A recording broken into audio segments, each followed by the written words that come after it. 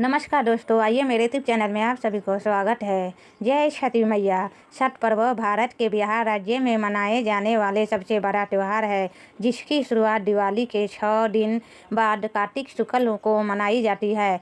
यही वजह है कि इसे छठ कहा जाता है। 4 दिनों के इस अनोखे त्यौहार में दोस्तों लोग साफ सफाई का खास ध्यान रखते हैं। यह गलती की थोड़ी सी भी कोई गुंजाइश नहीं होती। इस व्रत को करने के नियम इनमें मुश्किल है जिसे पूरा करना हर एक इंसान की बस की बात नहीं है। लेकिन सोचने वाली बात यह है कि आखिर छठ पूजा करते क्यों हैं, इसके पीछे की वजह क्या है। मानिए तो यह है कि छठी मैया सूर्यदेव की बहन है और उन्हें को खुश करने के लिए जीवन के हवम भाग में सूर्य और जल की इम्पोर्टेंस को मानते हुए उन्हें साझित मानकर भगवान सूर्य की पूजा और उनका धन्यवाद करते हुए देवी गंगा, यमुना या किसी भी पवित्र नदी तालाब के किनारे यह पूजा की जाती है। पस्त माता यानी छठी मैया को सभी बच्चों की रक्षा करने वाली देवी के रूप में पूजा जाता है। उनकी पूजा और व्रत करने वाले लोगों के संतान की लंबी उम्र होती है।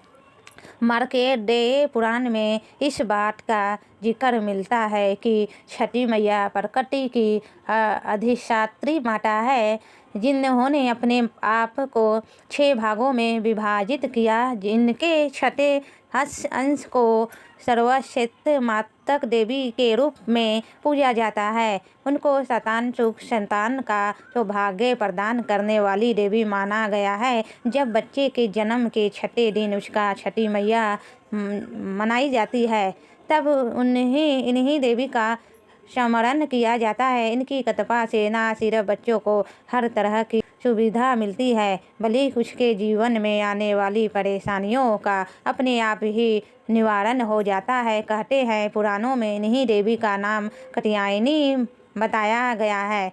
इनकी नवरात्रि के 6ठे दिन पूजा की जाती है।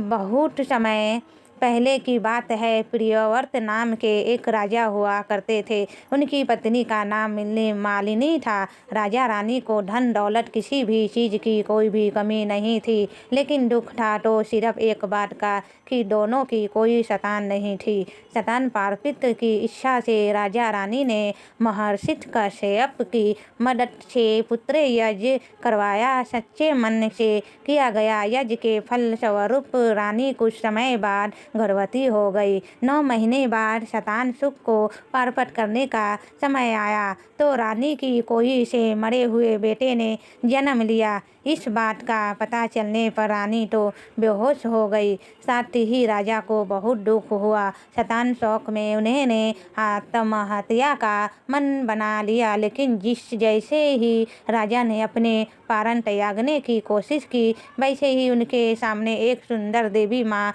प्रकट हुई।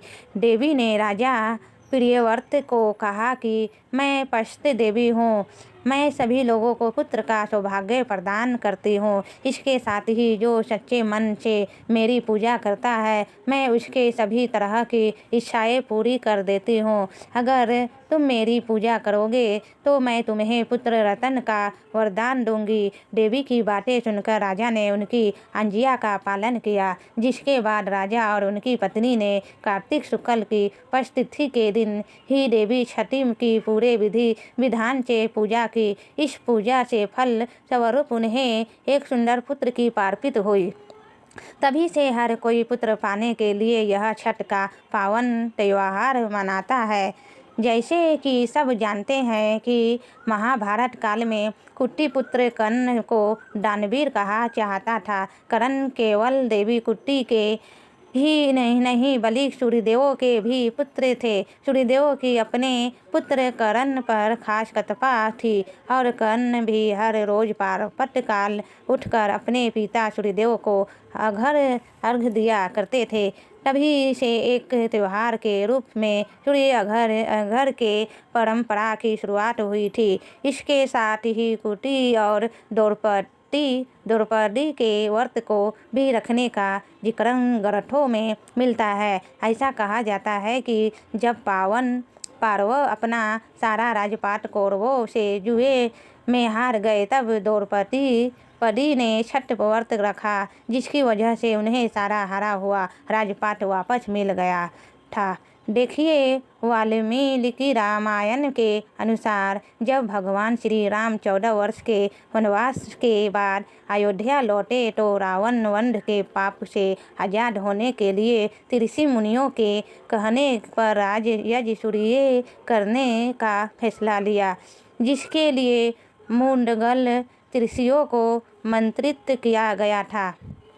लेकिन मुंडगल ऋषि ने प्रभु राम और देवी सीता को अपने ही आश्रम में आने का आदेश दिया। ऋषि के आदेश पर वो दोनों स्वयं ही आश्रम जा पहुँचे और उन्होंने छठ की पूजा के बारे में ऋषिवरों को बताया, जिसके बाद मुंडगल ऋषि ने देवी सीता को गंगा जल छिड़क कर पवित्र किया और कार्तिक मास के शुक्ल पक्ष की पश्चिम तिथि को सूर्यदेव की पूजा करने का आदेश दिया। यही रहकर देवी सीता ने 6 दिनों तक भगवान सूर्य की पूजा की थी और ऐसी मान्यता है कि माता ने जहाँ 6 दिनों तक रुककर छठ पूजा पूरी की, वहाँ आज भी उनके पद चिन्ह मौजूद है। बता दें कि वह जगह बिहार के मुंगेर में है। कालांतर में राज क्षेत्र के लोगों ने मंदिर का निर्माण करवाया था। यह मंदिर सीता चरण मंदिर के नाम से जाना जाता है। यह मंदिर हर साल गंगा की वाला में डूबता है। इसके साथ ही देवी सीता के पद चिन्हों वाला पत्थर भी गंगा के पानी में डूबा रहता है। इतने साल गुजर जाने के बाद भी उनके पद चिन्ह आज तक धूमिल नहीं पड़े। भक्तों की इस मंदिर के प्रति गहरी आस्था है और लोग दूर दूर से छठ पूजा के समय यहाँ मत्था टेकने आते हैं। कहा जाता है यहाँ आने वाले भक्तों की हर इच्छा पूरी होती है। इसके अलावा कहा तो यह भी जाना जाता है कि भगवान श्री राम सूर्यदेव कुल के राजा थे और उनके आराध्य कुल देवता भगवान सूर्य ही थे। इसी वजह से राम राज्य की स्थापना से पहले प्रभु श्री राम ने देवी सीता के साथ कार्तिक शुक्ल पक्ष के दिन छठ का त्यौहार मनाते हुए सूर्यदेव की पूजा पूरे विधि विधान के साथ की थी। जैसे कि आप सबने देखा है कि छठ पूजा के इस महापर्व को बांस में बने सूप और डोरा की परंपरा काफ़ी सालों से चली आ रही है, जो हर वर्ग के लोगों के लिए बहुत ही महत्वपूर्ण मानी जाती है। वही छठ पूजा में सूर्यदेव की पूजा होती है, इसलिए उनकी पूजा में पित्तल के बर्तन का इस्तेमाल खास तौर से किया जाता है। पित्तल के बर्तन पूजा के लिए बहुत ही शुभ माने जाते हैं और छठ पूजा में तो खासकर शुद्धता का ध्यान रखा जाता है। यही वजह है कि छठ पूजा में पित्तल के बर्तन का इस्तेमाल किया जाता है। कहते हैं छठ पूजा में भगवान सूर्य को प्रसन्न करने के लिए पित्तल के बर्तन को उपयोग में जाता है। ऐसे करने से भक्तों की सारी मनोकामना पूरी हो जाती है और मान सम्मान बना रहता है। ज्योतिष शास्त्र की माने तो पीपल के बर्तन का संबंध बृहस्पति ग्रह से है, इसलिए अगर आपकी कुंडली में बृहस्पति ग्रह कमज़ोर है तो इस मजबूत करने के लिए पीतल के बर्तन से ही छठ पूजा के समय सूर्यदेव को अर्घ्य ताकि इससे आपका लाभ हो। इस पूजा में बांस की टोकरी, सूप, नारियल, पानी, पत्ते लगे करने, अदरक का हरा पौधा, अक्षत, दीप, सिंदूर, धूप, नए वस्त्र, थाली, लोटा, कुमकुम, मौसम के हिसाब से फल, मिट्टी या पीतल का कलश, पान और सुपारी की ज़रूरत पड़ती है। अगर आपकी छठ पूजा में यह चीज़ें नहीं हैं तो वो पूरी नहीं मानी जाएगी। वही बात अगर इसकी विधि की करें तो छठ पूजा के दिन सबसे पहले सुबह ब्रह्म मुहूर्त में उठे, फिर स्नान आदि करके भगवान सूर्य और छठी मैया को याद करते हुए व्रत का संकल्प ले। याद रखें कि इस दिन व्रत रखने वाली महिला को कुछ भी अन्न नहीं ग्रहण करना है। वैसे अगर हो सके तो निर्जला व्रत ही रखे। वही छठ के पहले दिन सूर्यास्त से थोड़ा पहले छठ घाट पर पहुँचे और वहाँ स्नान करने के बाद ढलते हुए सूरज को पूरी निष्ठा के साथ अर्घ्य दे। ऐसी मान्यता है कि ऐसे करने से सूर्यदेव आपकी इच्छा पूरी करते हैं। वही सूर्य को अर्घ्य देने के लिए सूप का इस्तेमाल करें। वैसे अगर आपके पास सूप नहीं है तो आप बांस या पीतल की टोकरी का भी इस्तेमाल कर सकते हैं।